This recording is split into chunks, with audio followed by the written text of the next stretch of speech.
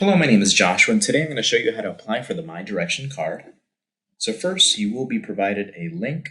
So you want to go ahead and copy and paste that link. Then you want to go ahead and log in to your account. Then you want to select the account that you want the card added to. And make sure all the information here is correct.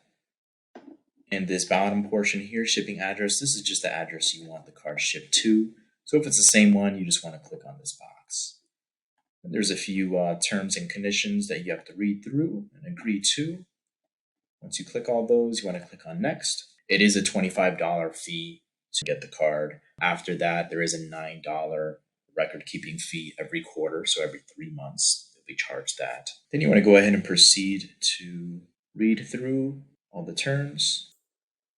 Then you can click on this box right here and then click Submit Application. The reason why there's an error message is because, again, this is just for training purposes. You won't have this error message. It'll just say something to the effect the application has been submitted. It'll be reviewed, and if everything is in order, we'll go ahead and get the card shipped to you. And NetSpend is actually the card provider. And that's how you apply for a myDirection card.